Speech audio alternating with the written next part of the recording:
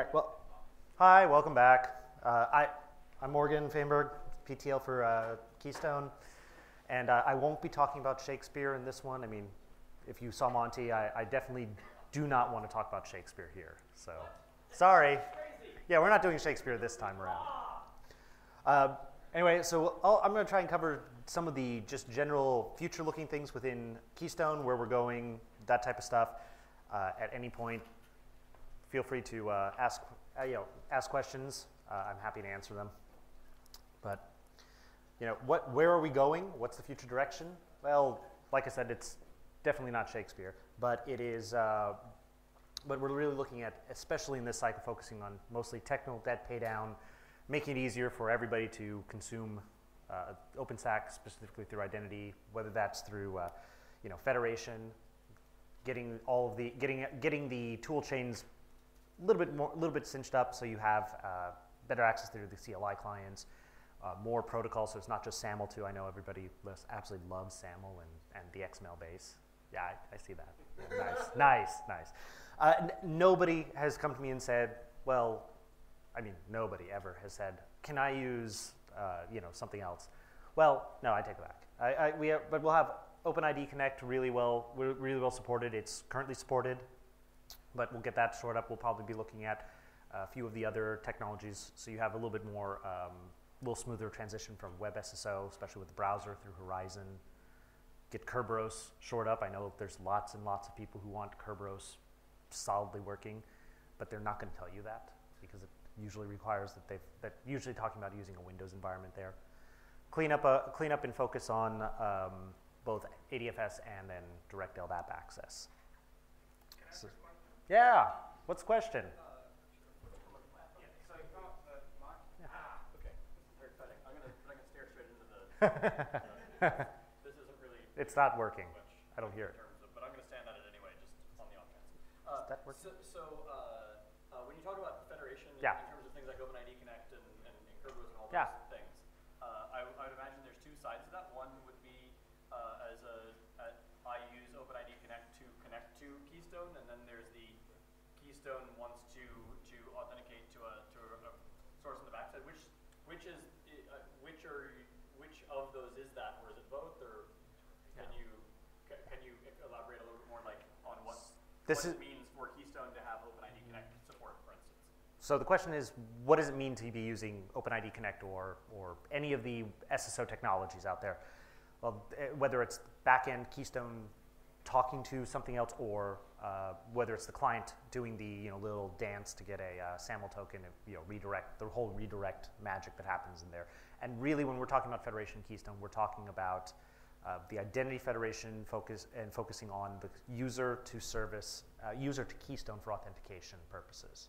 We're not talking about how does Keystone talk to your Active Directory backend via ADFS to do magical other things. It's really about the user to Keystone to get the token rather than all the stuff in the background.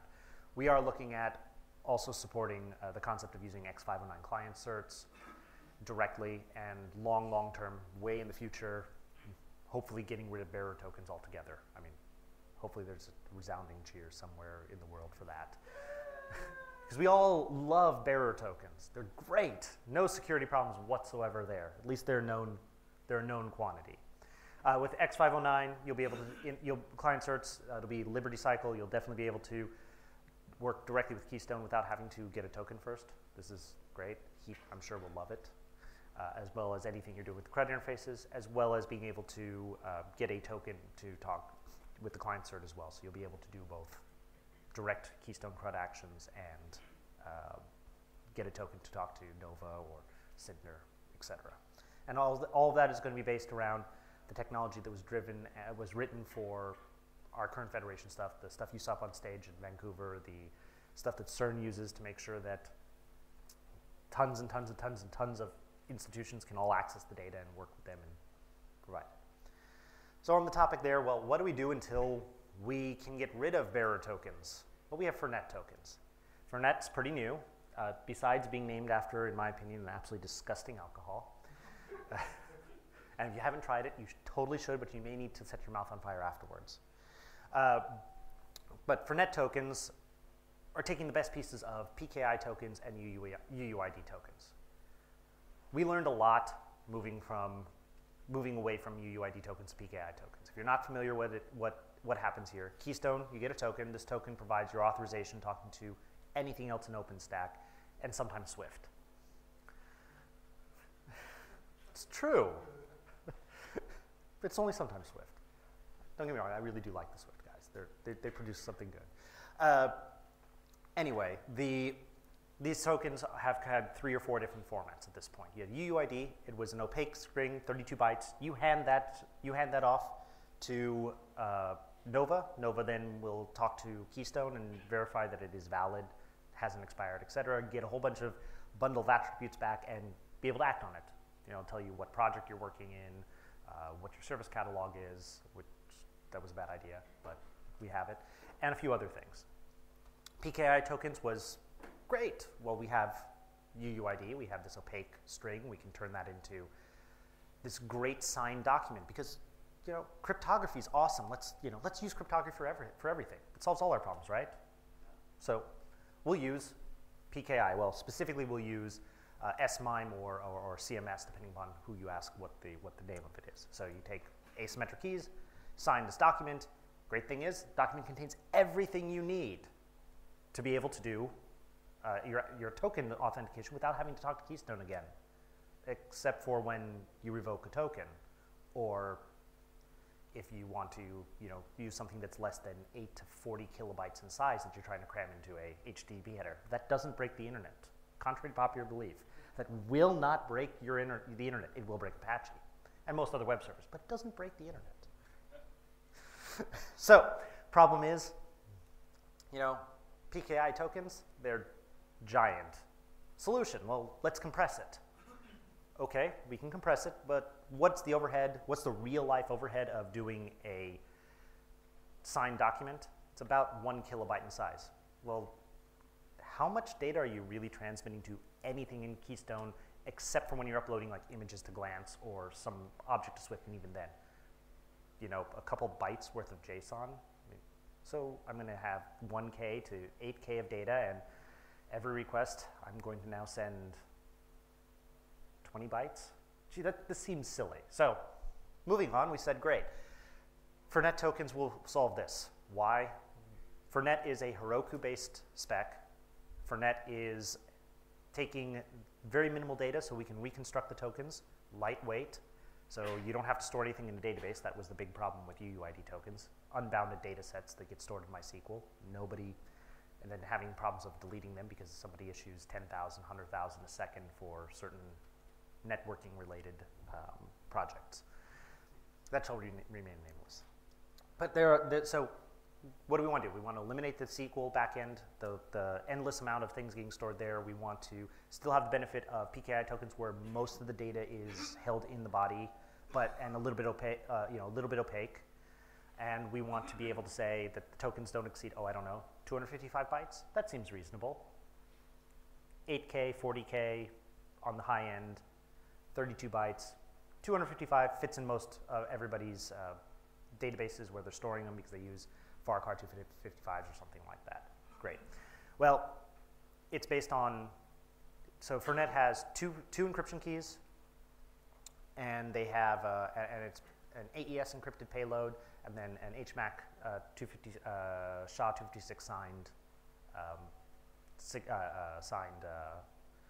like the whole body with a creation time, and that it covers most of everything we need for the tokens. I mean, you'll see if you dig into it, you'll see presentations from Dolph and a few other people in Keystone land that have done more in-depth stuff than I really want to go into here because we're trying to keep things looking at future and forward-looking here rather than what have we already implemented. Well, Fernet's available today. We're trying to make it the default in DevStack and everywhere else. We really do want to get rid of PKI. We really do want to get rid of UUID in the long term. There are few things that are problematic. The way we revoke tokens, it's a little bit slow. Known problem, but we're working on that. And making sure that we have full support of all the all of the token types, all the token features that came with UUID and PKI. There are a few that are missing. For the most part, though, we've hit them all. Most of the ones that are missing are like the concept of token binds. Token bind is where you can do something clever, like force the user to provide an X509 client cert as well as a Keystone token when talking to an endpoint. Just an extra multi-factor authentication type thing. So, Fernet, everywhere. We want Fernet tokens. We're working on making them better. Please let us know if you run into problems with them. We'd love to have more collaboration on making them really a thing. So, we have tons of technical debt. You may have seen the V2 API and what, about 3 cycles ago, we tried to deprecate it and then got the whole, whoa, don't do that from the community because everybody still used the V2 API for auth. Well, we made a mistake. We used we used CRUD API versions and authentication versions mixed together. Well, great. We now have something on our backlog to clean up. But long story short, we have a ton of technical debt. Part of it is the WSGI model. We wrote our own WSGI code, like much of OpenStack. Look at Nova, look at Cinder, look at all of them. Well, some people have moved to Pecan. Pecan's great if you're using WSMI or a few of the other things. A lot of it doesn't work for Keystone at the moment. We also really do like Flask. We're going to move to Flask from that standpoint. It's Python friendly. Pecan, Flask, it's all just take your pick of what, the pick of what you like. But we're moving that direction. Going to continue with keeping everything in Apache rather than eventlet. Eventlet's going away along as well. That type of cleanup. Simplify the code. Get rid of custom horrible things that we're carrying ourselves. Move to things that people can wrap their head around or may have already worked with. We're working on something really, really cool to get rid of the need for Keystone Client to be used for everything, for every client, for all the servers. We're going to move to a library that encompasses the very basic minimums in Python to authenticate. I think Shade is the first thing really looking at using that. The patch is up and it works, and we will use it as soon as Great. it releases 1.0. Yes. So Shade, a wonderful tool Shade that Infra is working on for everything to help with many, many clouds. The differences between clouds, like, well, how do you make a network? Simple things like that. Anyway, Keystone Auth is going to simplify your life along those lines for the most part. It's going to mean that you have one library to work with, stable interfaces, both in OpenStack and out, so we're not relying on a lot of the OpenStack specific like config options. We're not going to be using Oslo config, we're not using Oslo serialization, we're not using any of those crazy things that people kind of roll their eyes and say, yeah, well, yes, it's an OpenStack thing, yes, it's good, but I don't want to load all those in if I'm not doing OpenStack specific stuff. It's designed for SDK consumption, third-party library consumption, everything else. Right now it's a 0.4, I think, release. No, we're not ready. We will be cutting 1.0 as soon as I can corner Jamie over here and get him to help me get the last few patches taken care of. But we will have 1.0 very soon, and as soon as that happens, we'll get it into the requirements, we'll get it available for everybody and start converting clients and everything else over. Yeah. And yes, V3 Keystone API. Now, we really do mean everywhere. We want to get rid of the V2 API. Including in Keystone Client? Yes. Well, you'll see why. No, V3. Yes. What you want, including in the Keystone Client? Yes, yes, we do want to get rid of the V2 API for Keystone everywhere. Not because the V2 API was a terrible idea, but because we've made enough changes, invested enough time at this point that V3 really has seen enough development that it's very hard to do everything you need to do in V2, and retrofitting all that back into V2 isn't a great idea. We probably could do it, but it's going to cause all sorts of headaches and problems for everybody. Ideally, we should never, ever remove an API version. I mean, I'm going to go out and say I'm different than probably most of OpenStack. Getting rid of API versions sucks for the users. This is a case where, unfortunately, we kind of made our bed and may have to get rid of an API version But going forward, we shouldn't do that. You know, if we ever have a v4, we won't have a v4. No v4. But v3 everywhere is really important. That's a big piece of our technical debt. Along with that, we also have some issues with the service catalog that we're trying to clean up, and that's very much related to the differences between v2 and v3 in the service catalog, and some specifications on how people deploy, and some just bad habits that we've said were okay based upon how DevStack deploys things. It's unfortunate, but it's how things go. So here's what we're doing with Keystone Client. Well, I already said Keystone Client is no longer going to be doing the session code, the authentication code, all the stuff that everybody uses.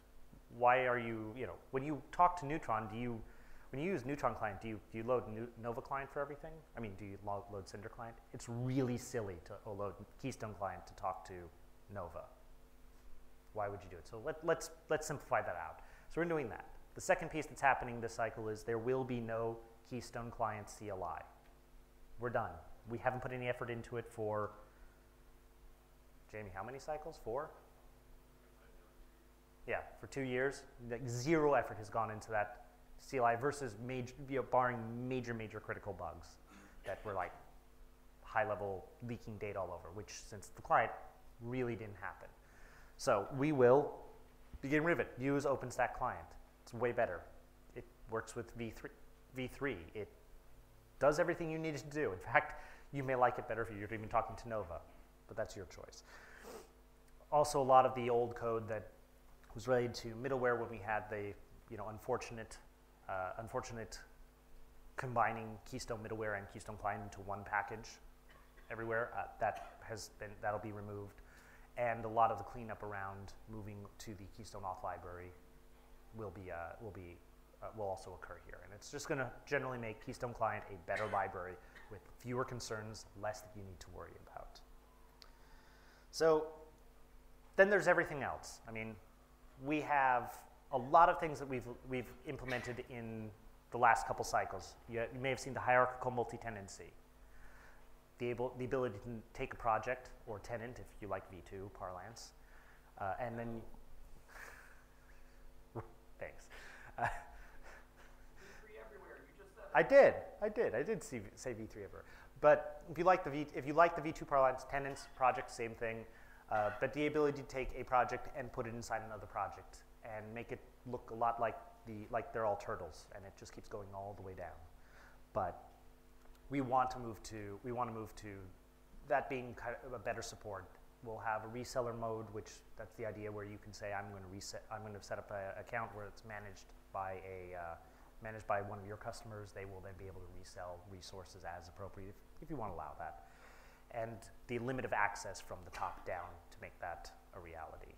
We also have adjustments to how config files are handled for the multi-domain backends. We're trying to move that into something that is handled via CRUD interfaces rather than needing to have your CMS deploy config files on disk and then go restart Keystone every time you want to add a new backend. Seems kind of silly. Same problem, same thing we're working on trying to address some of the policy gaps, make sure that policy has some real eyes on it, a little bit more dynamic, depending upon some talks that are happening now, may be distributed centrally, may not be, improving the rule set. I mean, who's ever edited policy.json? I mean, who's ever looked at it besides, yeah, that's, okay, do we have two? Two, all right. We have 2 people here who have really taken a hard look at policy.json. That's generally what we found. Nobody really looks hard at it. Everybody wants it to be better, but it's a real pain to change, and it's not straightforward, and you get all sorts of weird problems when you change it. So instead of doing that, we're trying to make that a little bit easier, but there's a lot of conversation happening with that. I highly recommend talking to Adam Young on IRC if you want to get an earful on dynamic policy. We're also looking at moving away from extensions. There's no more concept of extensions in Keystone. Can't just rip out a piece of the API. You've looked at the paste INIs. You know how they work. And sometimes you say, oh, we should, the instructions to turn it on say, install this and put this in the paste INI and then go restart Keystone. Well, that's, again, that's not really good for the end user. So we want to move away from that. Everything's being moved into the core of Keystone with the idea that if you want to disable it, you're going to use policy to disable it, or you're going to use not provide roles to access it, or you will use, you may use a load balancer to 401, 403, that type of stuff, some layer 7 magic. The idea is that Keystone you should not have to edit Keystone's configs for that. Mostly what's coming up here, tech debt paydown. That's, the long and the short of it, some cool stuff. As much as I know Monty would love me to rename domains to realms or something else, or get rid of domains completely because they're silly and confuse people, since what's a domain? Or DNS?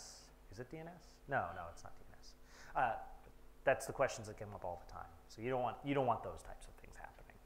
You want it to be clear. You want the namespaces and what they are to be straightforward. Well, we're living with it. If we ever do another API, we'll do that. But we'll change that naming construct or make it better. And the last thing is that we're just trying to instead of land another set of big features, I'm going to reiterate just again that we're really focused on tech debt paydown, ease of use, stability, and performance at this point. Maybe in a couple cycles we'll be back to land another giant feature, but hopefully those giant features will be easier to use and better for all the other stuff that we're doing. At this point, questions on anything, feel free to ask. I'm happy to. Yes, please speak up so I can repeat, and I'll repeat it. How is planning to get the API perfect a viable strategy? It's not a plan to get it perfect. Never plan. Yeah. The API. How does planning to get the API perfect a viable strategy? Well, it's not. We can make changes